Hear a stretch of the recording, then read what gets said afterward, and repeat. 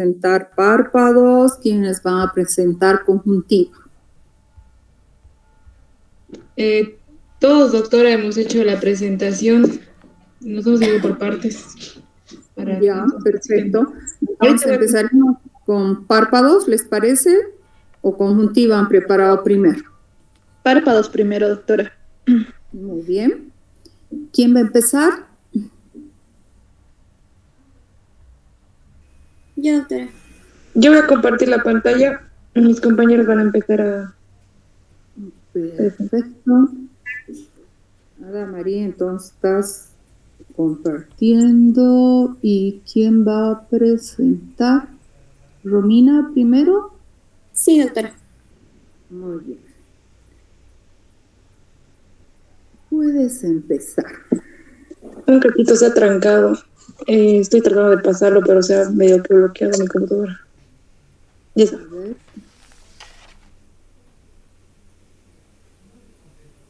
Ya está. Ya. Bueno, buenas tardes. Vamos a exponer el tema de párpados y conjuntiva. Iniciando con la anatomía, el párpado es un repliegue cutáneo que va a estar formado por 4 capas: la capa de piel, una capa muscular, la capa fibrosa y la conjuntiva palpebral. La capa muscular, que va a estar formada por el músculo orbicular del párpado, que va a ser inervado por el nervio facial, el músculo elevador del párpado inervado por el nervio oculomotor, y los músculos tarsal superior y tarsal inferior que reciben inervación simpática. En la capa fibrosa, esta va a estar formada por 3 estructuras que van a ser los tarsos palpebrales, que van a estar, van a alojar a la glándula de meibomio, que va a desembocar en la parte posterior del borde palpebral. También van a estar formados por los septos orbitarios y finalmente por los ligamentos palpebrales externo e interno. Siguiente, por favor. Pasando a las alteraciones del párpado, vamos a iniciar con el entropion. Siguiente, por favor. Esta es una inversión del párpado que puede ser involutiva o senil, en la que se produce una laxitud del párpado y hay una superposición del músculo preceptal sobre el pretarsal. También puede ser cicatrizal cuando hay una cicatriz a nivel de la conjuntiva palpebral que va a tirar del borde palpebral hacia la órbita. También puede ser congénita, pero esta es rara, y puede ser espástica en caso de una irritación ocular. Siguiente, por favor.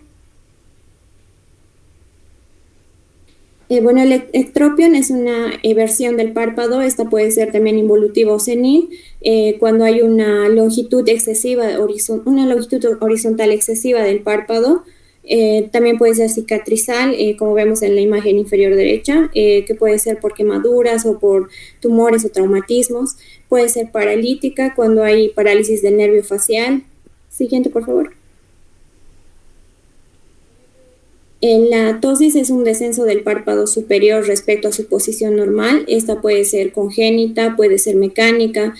Mecánica cuando hay un exceso de peso del párpado superior. Esto puede ser por presencia de edema, de tumores o de exceso de piel, a lo que se denomina dermatocalasia. También puede ser senil, puede ser neurogénica cuando hay una lesión del tercer par craneal. Puede producirse por un defecto en la inervación del músculo de Muller, o puede ser miogénica, es decir, que se puede producir como una manifestación de una miopatía sistémica. Siguiente, por favor. La retracción palpebral es una elevación del párpado superior respecto a su posición normal. La causa más frecuente de esta es una oftalmopatía distiroidea. También puede producirse por afecciones de los retractores palpebrales, que pueden ser por consecuencia de traumatismos o de infiltraciones tumorales. Siguiente, por favor. En las alteraciones de las pestañas vamos a ver lo que es la triquiasis y la distiquiasis. Siguiente.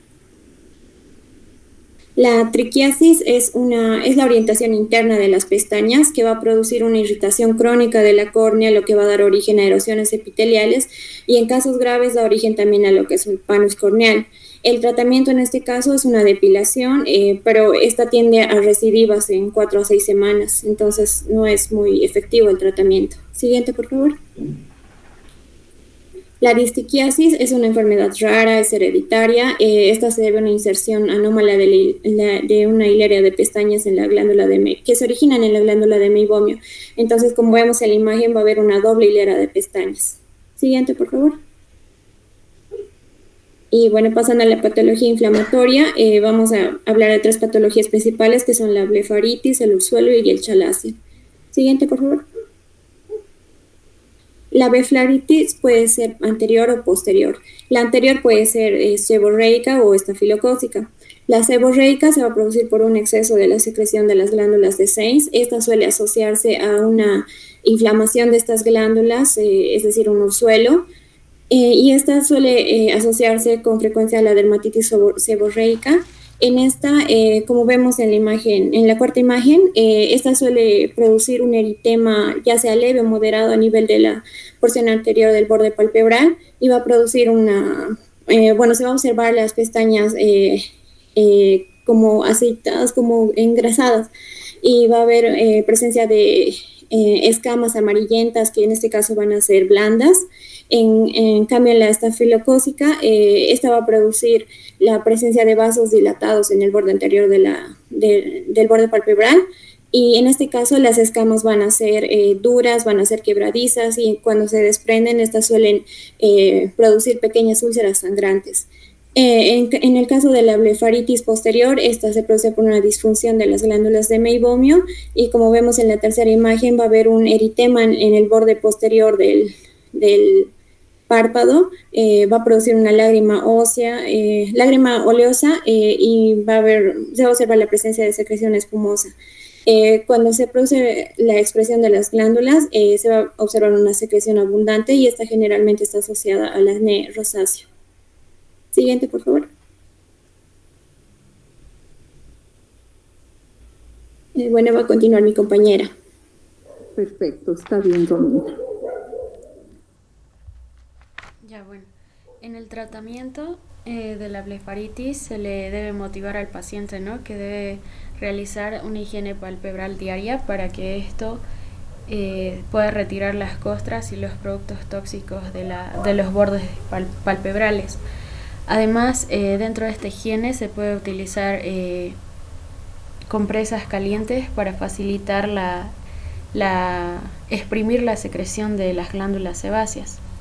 Ahora, en la blefaritis estafilocócica, esta responde bien a ungüentos de eritromicina cada 6 horas, y los corticoides no son beneficiosos en casos de blefaritis que no sean complicadas, pero sí ayudan en el tratamiento de manifestaciones secundarias de la blefaritis estafilocócica, como en reacciones de hipersensibilidad a las exotoxinas estafilocócicas que puede presentar el paciente. Ahora, como en este tipo de pacientes se presenta esta blefaritis en pacientes que presentan ojos secos sobre todo, entonces como estos pacientes además tienen ojos secos, se les administra lágrimas artificiales. Siguiente, por favor. Bueno, entonces en los ursuelos, estas son inflamaciones agudas, estafilocócicas también, del folículo de una pestaña o una glándula relacionada, y frecuentemente estas están presentes junto a pacientes que presentan también una blefaritis marginal. Estos pacientes tienen dolor, se puede observar un enrojecimiento local y un foco de pus en el centro, ¿no? Esta se va a dividir en un orzuelo, o se va a clasificar en un orzuelo externo y uno interno. En el externo se ve afectada la glándula de Seyss, que es la glándula sebácea, o una glándula sudorípara apócrina especial, que sería la glándula de Moll. Y en el orzuelo interno se afecta, a diferencia del anterior, se afecta la glándula de meibomio. Este es mucho más doloroso que el externo, y la tumefacción que se presenta afecta a la conjuntiva palpebral interna, ¿no? El tratamiento se aplica calor local, y también funcionan los ungüentos antibióticos de eritromicina. El chalacio, a diferencia de los orzuelos, estos no presentan dolor. Este es un granuloma inflamatorio crónico de la glándula de meibomio. a causa de que se obstruye su conducto y por ende las secreciones son retenidas, ¿no? Este se presenta o su aparición es favorecida porque antes el paciente ya ha presentado ursuelos y también una blefaritis marginal. El cuadro clínico que se puede apreciar ahí, como ven en la imagen de la niña, es un nódulo rojizo indoloro, a diferencia del orzuelo, y no tiene signos de inflamación locales, y es sobre todo más frecuente en la conjuntiva tarsal superior, ¿no? Estos se resuelven espontáneamente, aunque no es lo más frecuente que se resuelvan espontáneamente, y por lo tanto van a necesitar una inyección intralesional de triamcinolona o una escisión quirúrgica. Ahora, cuando el chalazion es recidivante, también se puede pensar en que este sea un carcinoma de las glándulas sebáceas. Siguiente, por favor. Ya. Bueno, dentro de las lesiones quísticas que se presentan en los párpados están estas tres. La de Moll, que es un nódulo quístico, que es el más frecuente, es crónico. El paciente no siente dolor, y como ven en la imagen, este es un quiste translúcido que contiene secreciones serosas. Aquí hay un bloqueo del conducto de las glándulas sudoríparas modificadas o de Moll, y su tratamiento consiste en pinchar el quiste con una aguja hipodérmica. Ahora, más abajo, el quiste de 6. Este es producido por el bloqueo del conducto de una glándula sebácea. Como pueden ver, es similar al quiste de Moll de arriba, pero este ya es menos translúcido o transparente porque su secreción ya es oleosa. Se trata igual se pincha con una aguja hipodérmica. Y el quiste sebáceo de 6 es similar al de 6, es menos frecuente y se diferencia del de 6 de que tiene un punto serio central y se sitúa frecuentemente en el canto interno, y este igual se trata mediante una incisión. Siguiente, por favor. Entonces, en las lesiones tumorales que se presentan en los párpados, empezando de arriba están las benignas, en las que se presenta más frecuentemente la verruga viral. Esta es un tumor benigno. Se trata de un hipercrecimiento benigno del epitelio escamoso, y como pueden ver tiene una superficie irregular o aframbuesada, y su tratamiento consiste en una escisión del tumor o una cauterización. Ahora, más abajo en la segunda imagen, como pueden ver, es una queratosis seborreica. Este es un papiloma de células basales que aparece en pacientes de mediana edad o ancianos. Es una lesión un poco elevada, es grasosa y es pigmentada, ¿no? Como pueden ver en la imagen. Y es frecuente que aparezcan otras lesiones similares en otras partes del cuerpo. Ahora, en la queratosis actínica, esta sobre todo se presenta en pacientes ancianos de piel blanca que han estado expuestos por mucho tiempo o en demasiada cantidad a los rayos solares, ¿no? Entonces, es una lesión seca, escamosa, ligeramente elevada y tiene exceso de queratina. Puede tratarse mediante una crioterapia, una escisión o un raspado, ¿no? Dependiendo del tamaño de la lesión y de la localización. Ahora, más abajo, el cuerno cutáneo. Esta es relativamente frecuente y es una masa queratinizante firme, es sobreelevada y a veces suele asentarse sobre una queratosis senil o un carcinoma de células basales, ¿no? Sobre el carcinoma aparece este cuerno cutáneo. Y el de más abajo, el queratoacantoma. Esta es una lesión epitelial que crece rápidamente y, como ven, en el centro tiene un centro de queratina. Este es característico que al inicio va a empezar como una pápula y rápidamente va a sobreelevarse como un nódulo. Este, como ven, es alrededor rosado, pero su cráter o un hueco central está repleto de queratina, ¿no? Este generalmente debería desaparecer a los 3 meses, pero si no desaparece, se realiza la escisión de la lesión. Y se realiza esta escisión porque también puede predisponer a un carcinoma de células escamosas. Siguiente. Ya eso va a continuar mi compañero. Muy bien.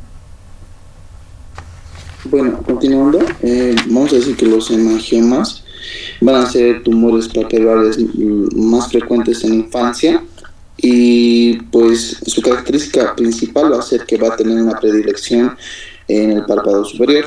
Estos llegan a aparecer, llegan a ser más evidentes en el nacimiento y los primeros meses de vida. Llegan a desaparecer, ¿no? A los 5 años de edad, pero si estos no llegan a desaparecer, se recomienda lo que es la radioterapia y también lo que es la inyección de esteroides para lo que es acelerar el proceso, ¿no? Siguiente, por favor.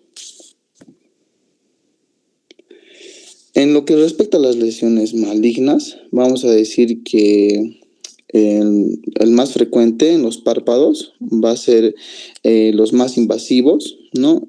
Pero estos no llegan a ser metástasis, ¿no? Y la invasión llega a ser más que todo al drenaje lagrimal. Siguiente, por favor. Ya. En lo que respecta a estas lesiones malignas, vamos a decir que el carcinoma de células basales nódulo ulceroso va a tener de un inicio nodular, ¿no? Va a estar rodeado de lo que son vasos sanguíneos y va a tener una característica aperlada, ¿no? Que le va a dar más que todo la hiperkeratosis, ¿no? Y va a tener más que todo en el centro, llega más que todo a lesionarse, ¿no? Después de haberse ulcerado. En lo que respecta al carcinoma de células basales esclerosantes, tiene una variedad, ¿no? En lo que respecta a lo que es la forma maligna, porque sus bordes llegan a ser menos definidos, llegan a estar sin atelestasias, y también puede haber una invasión tanto a la dermis y a la epidermis, ¿no? Sus márgenes llegan a ser difíciles de diferenciar. Y el tratamiento llega a ser la amplia escisión, más que todo para evitar lo que es la recidiva. Siguiente, por favor. Ya, el carcinoma de células escamosas. Esta va a ser la segunda más frecuente, ¿no? De las neoplasias palpebrales.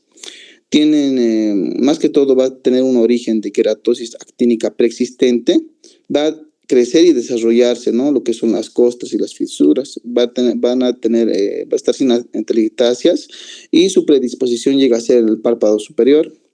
El crecimiento llega a darse más que todo en las células basales. Y también puede existir lo que son las metástasis en las regiones ganglionarias, ¿no? Estas va a aparecer más que todo en lo que respecta al párpado, en el 2/3 superolateral del párpado y en el tercio inferolateral. Estos van a llegar a ser metástasis a lo que son los ganglios preauriculares. El carcinoma de células sebáceas. Estas más que todo va a ser una neoplasia de lo que son las glándulas de Mebonio. Va a tener una localización quística preexistente y puede confundirse con una chalacio recibante. Y también lo que nos dice es de que también puede puede ser generalizada más que todo como una blefaritis crónica. El tratamiento llega a ser una excisión quirúrgica y también lo que se recomienda también es la radioterapia. Siguiente, por favor. En lo que respecta a las lesiones pigmentarias, vamos a tener a las benignas. Vamos a decir que estas van a ser las melanosis oculodérmica o nevo de Ota, que van a ser más que todo se va a dar más que todo una enfermedad congénita muy rara. Va a estar asociada a lo que es el melanoma uveal. Va a tener una coloración gris azulada y va más que todo tener el recorrido del quinto par craneal, ¿no? El trigémino. Entre otras lesiones pigmentarias vamos a tener al nevus adquiridos. Van a ser lesiones planas, van a tener una pigmentación variable, marrón, dorada. Vamos a tener su localización más que todo va a ser en el borde de los párpados, ¿no? Y a veces pueden ser protruidos, ¿no? Puede tener una protrucción. Siguiente, por favor. Siguiente. En lo que respecta a las lesiones pigmentarias, en las malignas, vamos a tener que tenemos al léntigo maligno, que más que todo va a afectar a las personas de la tercera edad. y va a existir más que todo, va a ser una mácula pigmentada y su malignidad se va a caracterizar más que todo por el engrosamiento y lo que son los nódulos, ¿no? Con respecto al melanoma maligno, vamos a decir que tiene que existir lo que es un nevus preexistente, y su grado de malignidad también va a ser por el tamaño, las ulceraciones, y también puede llegar a ver lo que son las hemorragias, y no, que nos va a indicar más que todo su transformación maligna, ¿no? Eso sería todo de mi parte. Está bien, Isaí. Siguiente, por favor. Doctora. Está bien, Diego, te toca. Sí. Bueno, vamos a hablar de lo que sería ya... ¿Empiezo, doctora? Sí, empieza. Está bien. Vamos a hablar entonces de lo que sería la conjuntiva, ¿no? Vamos a hablar acerca de lo que es la conjuntiva. Esta se va a conformar por dos porciones, ¿no? Lo que sería la conjuntiva vulvar y la conjuntiva palpebral. Estas se van a unir mediante lo que sería el fornix y no van a invadir lo que sería la parte de la córnea. Es entonces que esta es una membrana mucosa, y esta membrana mucosa va a estar conformada por lo que es epitelio y el corio, ¿no? Que sería el tejido subconjuntival.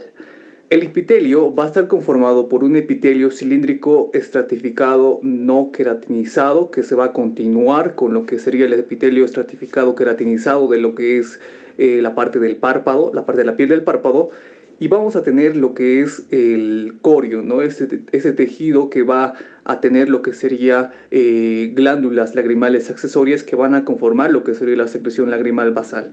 Aparte, el epitelio tiene lo que serían las glándulas caliciformes, ¿no?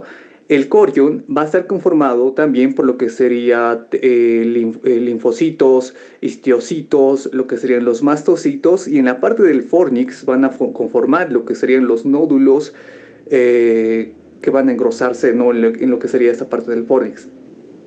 También van a tener lo que sería tejido elástico y colágeno.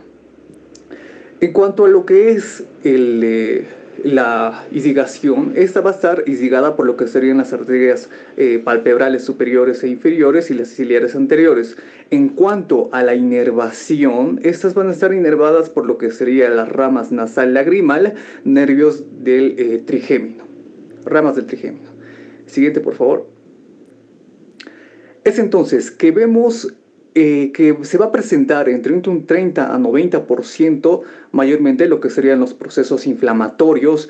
Esto a contrapartida de lo que es los procesos de deformación, ¿no? De tumores en lo que sería la conjuntiva.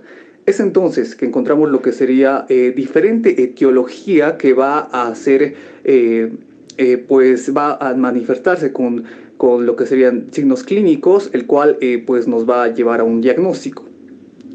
Entonces, hablamos de lo que sería la hiperemia. La hiperemia es básicamente lo que sería una vasodilatación de los vasos sanguíneos que van a dar una característica roja violácea y pues por ende va a tener lo que serían los ojos rojos. También tenemos lo que sería el edema o quemosis.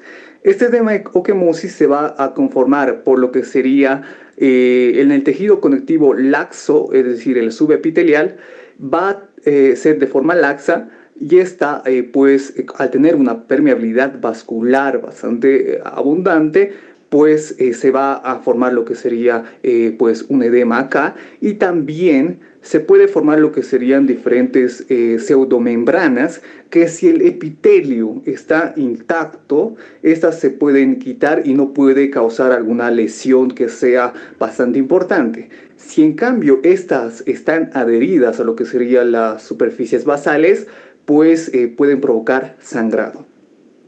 En cuanto a la secreción, hablamos de una secreción con lo que serían las lágrimas, ¿no? Detritos celulares.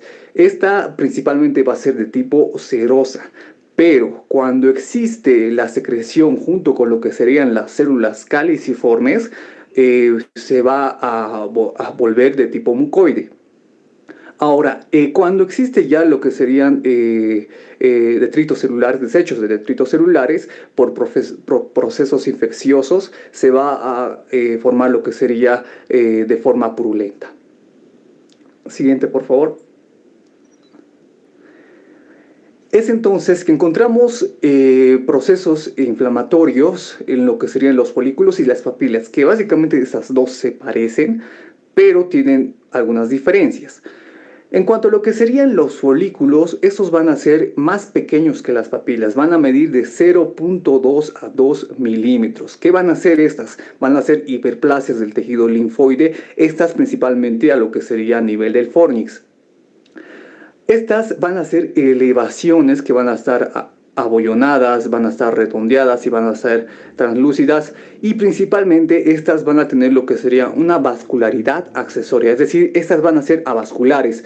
Es como una bolsa de, no sé si han visto una malla, ¿no?, donde están las manzanas, esas que te venden en los puestos de venta. Pues así se va a conformar lo que serían los folículos, que a diferencia de lo que serían las papilas van a ser mucho, pero mucho más grandes. Va a ser un infiltrado leucocitario difuso, va a presentar lo que sería edema, pero en esta, a diferencia de lo que es los folículos, van a tener lo que serían neovasos centrales. Es decir, los folículos tienen vascularidad accesoria, es decir, alrededor. En cambio, lo que serían las papilas van a tener un origen vascular. Y pues las papilas se van a presentar más que todo lo que serían las conjuntivitis primaverales. Siguiente, por favor.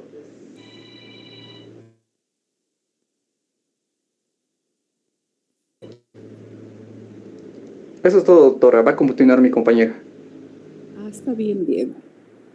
Bien, doctora. Voy a continuar con conjuntivitis aguda.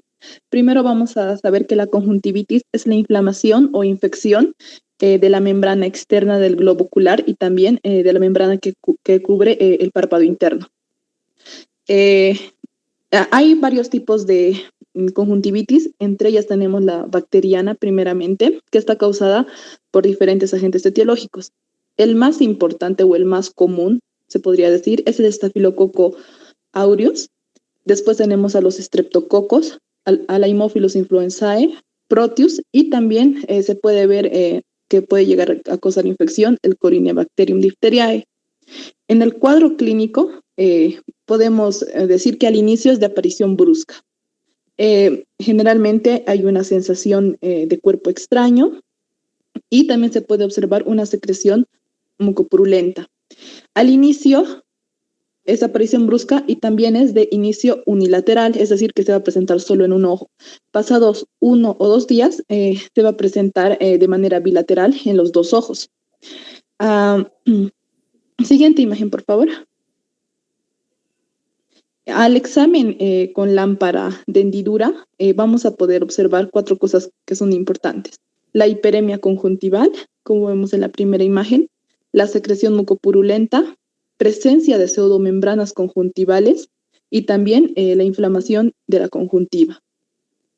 En el tratamiento de estas conjuntivitis bacterianas, lo que vamos a tener es antibióticos de amplio espectro en forma de colirio, como ser la tobramicina y también el cloranfenicol. Generalmente se va a dar una gota cada hora y hasta que vayan bajando los síntomas se va a ir bajando la dosificación.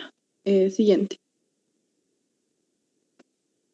Después tenemos las conjuntivitis víricas, que estos generalmente están asociados al adenovirus, al 8 y 19, que este nos va a generar una queratoconjuntivitis epidérmica, y también el 3 y el 8, que está relacionado a la fiebre faringoconjuntival.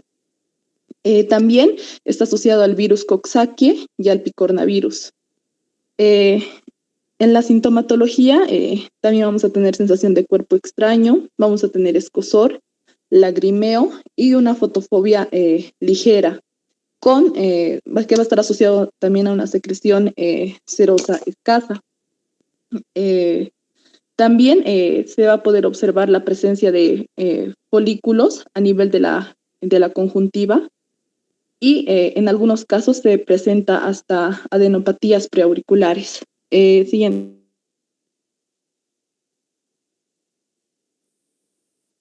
Siguiente, por favor. Un cachito se ha trancado, no está activado. Ay, está bien. Ahorita va a avanzar. Se ha bloqueado.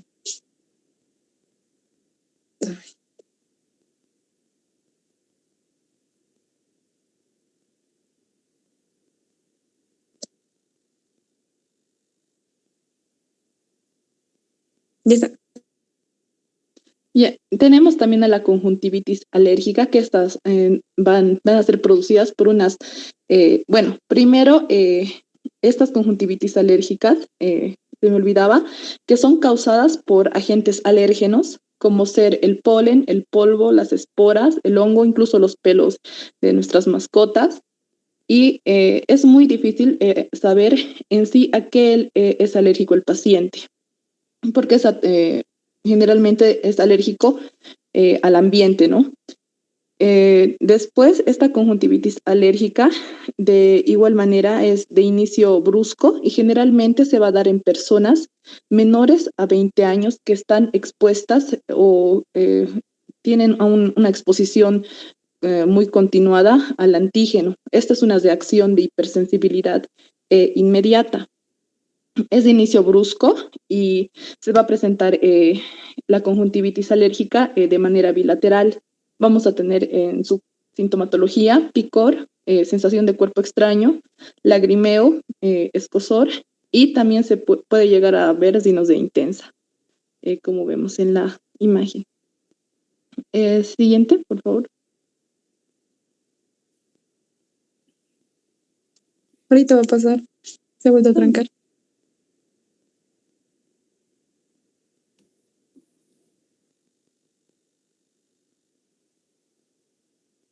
Ya, tenemos a la conjuntivitis por inclusión del adulto, que generalmente se va a dar en adultos jóvenes con vida sexualmente activa. Su agente etiológico va a ser la Chlamydia trachomatis, sus serotipos de IK. Este tipo de conjuntivitis se presenta de manera bilateral. Presenta una secreción mucopurulenta, foliculitis, también presenta adenopatía preauricular y queratitis a nivel de la córnea. Está asociado a una infección venérea, como ya dije, y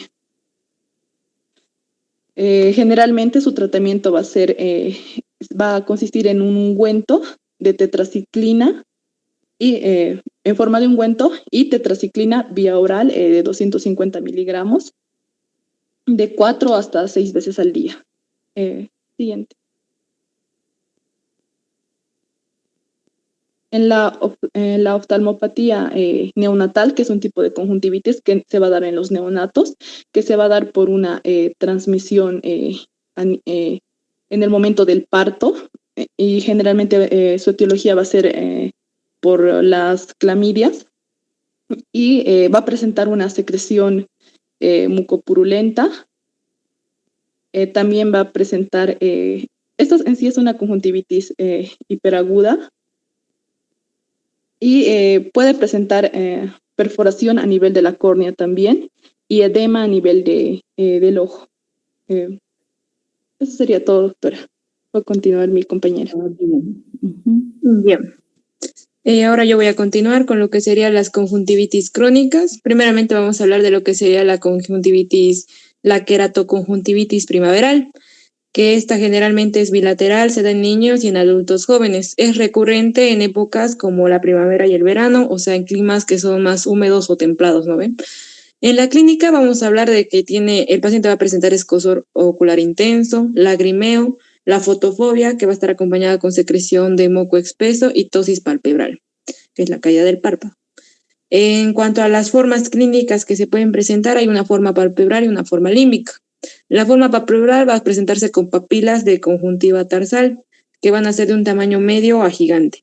Y las de la forma límbica, que es la menos común, va a presentarse con folículos límbicos muy infiltrados, que van a aparecer como hinchazones grisáceos y gelatinosos. El tratamiento se va a dar con corticoides tópicos cada 2 horas en fases agudas.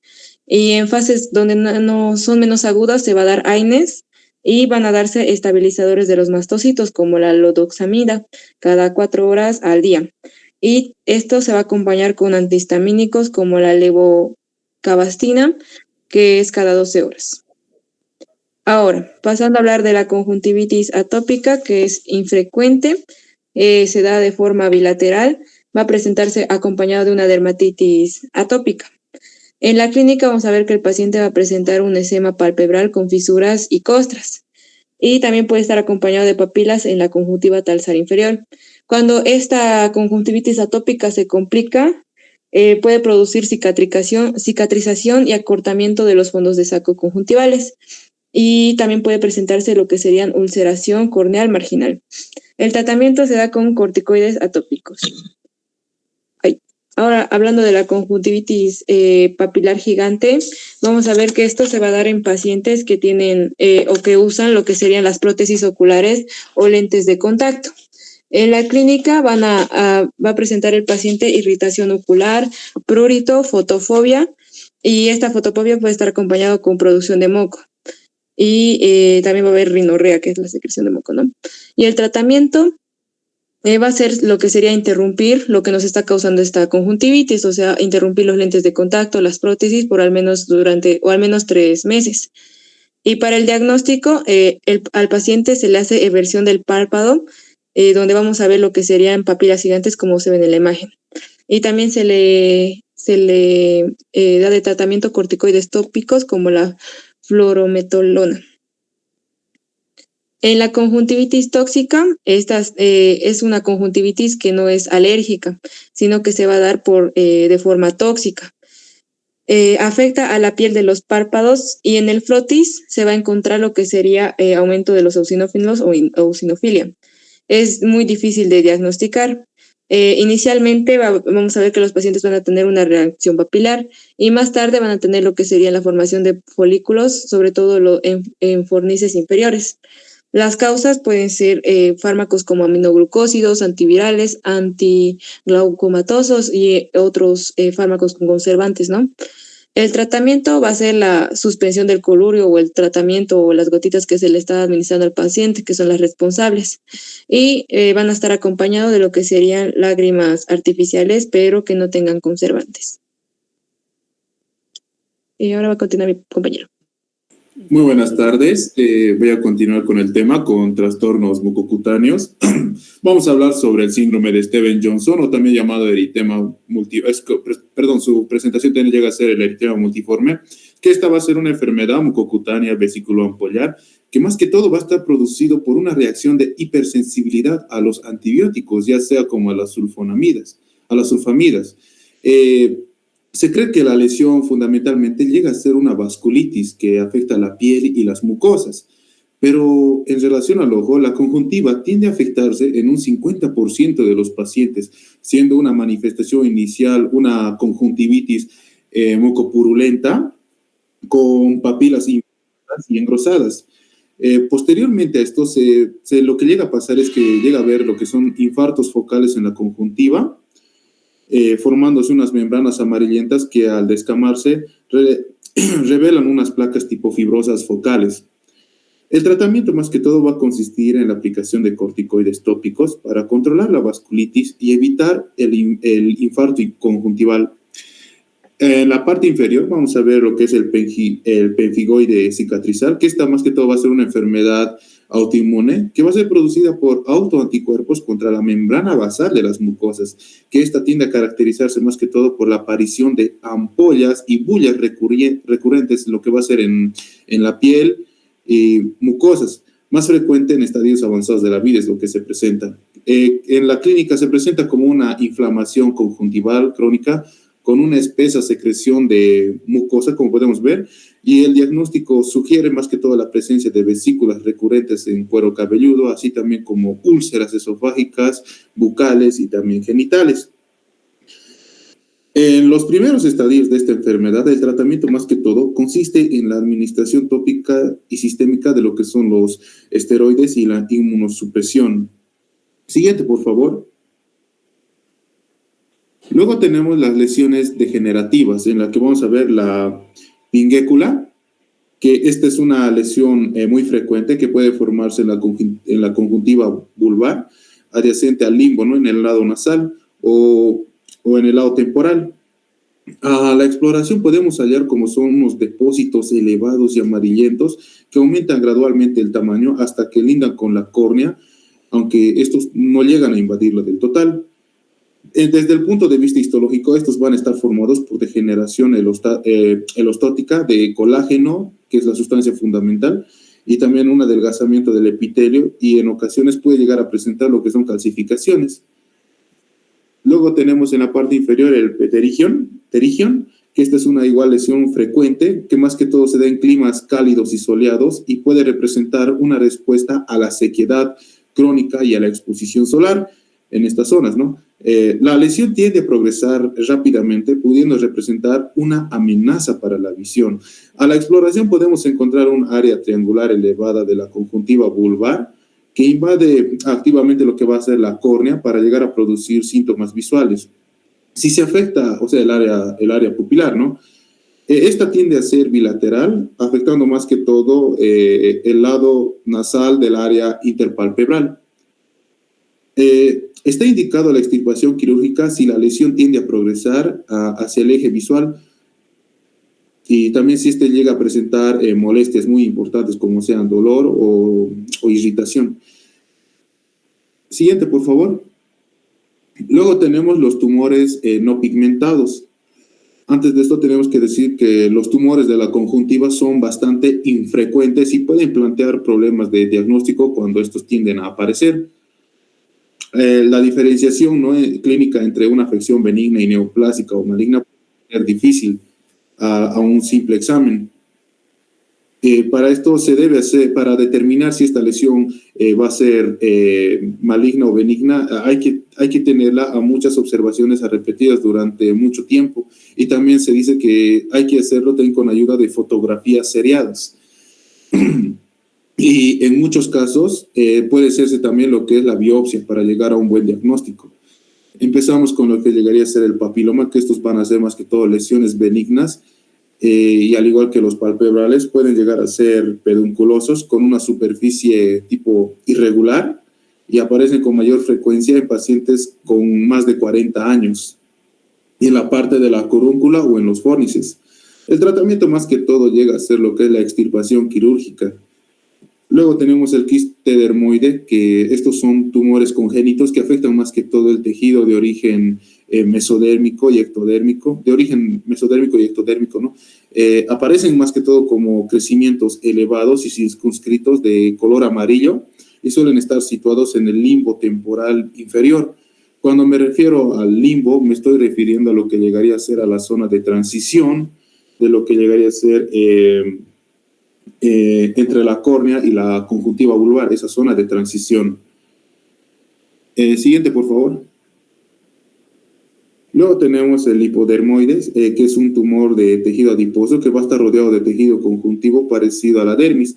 Se presenta más que todo como una masa subconjuntival amarillenta y blanda, que más que todo va a estar localizada en el limbo, o también puede estar localizada en el ángulo externo del ojo.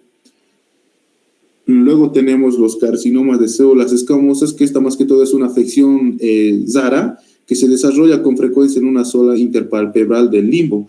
Se inicia como un pequeño nódulo gris y adquiere una forma de almendra, y a medida que éste se extiende alrededor del limbo se asocia a grandes vasos nutricios que pueden hacernos sospechar que esto puede llegar a ser de origen maligno.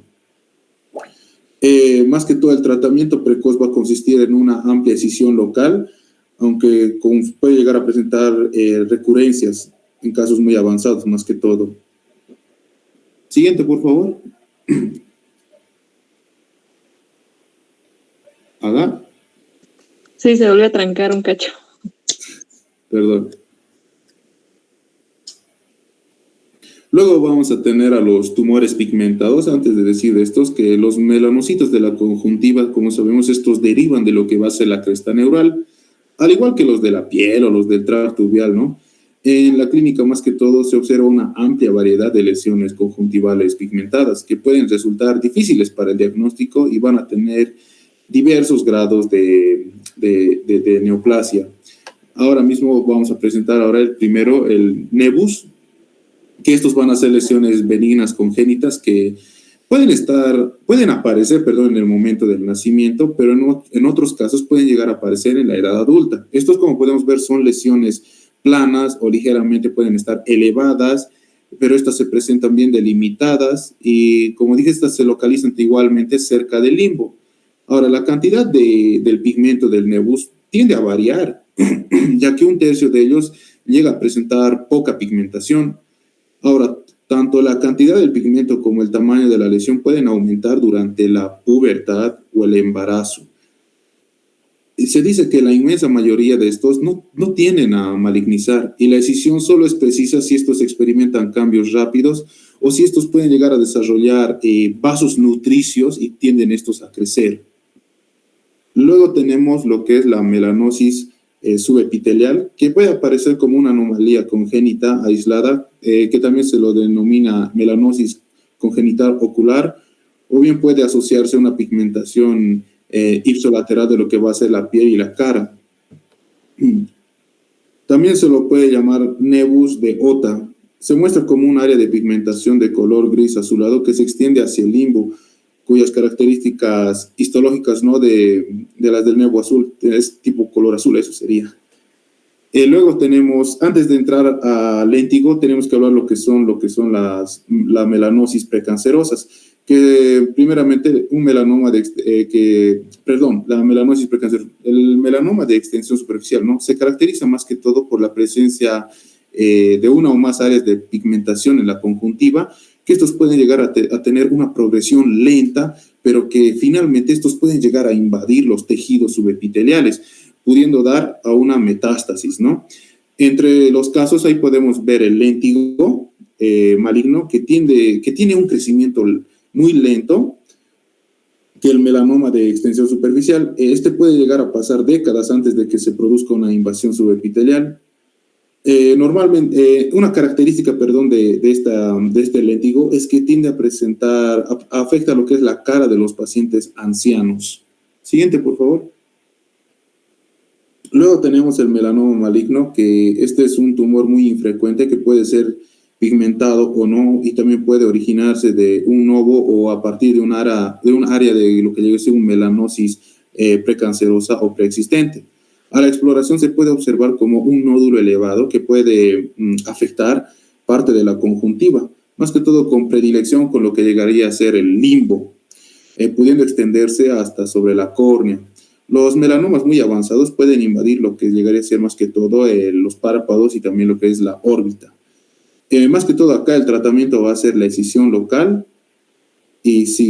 o si no, también se dice que se puede hacer la enucleación si el tumor ha llegado a invadir estructuras mucho más profundas. Siguiente, por favor. Eso sería todo, doctorita. Perfecto, muy bien. Los felicito. En general, la mayor parte ha dado una buena exposición. Y parte de esta exposición, o parte de esto es que estudien. Espero que, como les he dicho, que no se hayan limitado a su parte nada más y que hayan estudiado o leído por lo menos lo que les correspondía a sus compañeros. Eso lo voy a verificar el día del examen final porque vamos a realizar preguntas con el doctor. Entonces, vale la pena repasar un poquito todo lo que hemos llevado hoy día. En mente fresca, porque después ya se van a olvidar y ya no van a poder. Las cosas grandes que he recalcado, vale la pena repasarlas, igual lo mismo que han hecho sus compañeros que han presentado, ¿listo? No estoy segura si nos toca el miércoles o nos toca el jueves. De todas maneras, la próxima clase es cristalino Yo lo voy a exponer, pero como es un cuadro que van a ver durante su asistencia a quirófano, es importante que echen una leidita a todo ese capítulo. No es grande, no es largo, y puede que yo haga preguntas en medio de la presentación, ¿ya? Quedamos en eso entonces. Nos vemos, yo les indico el mismo día a qué hora va a ser, pero ya están avisados de que tienen que leer todos el tema, ¿listo? Buenas noches, hasta luego, chicos. Gracias. Está bien, doctora, gracias.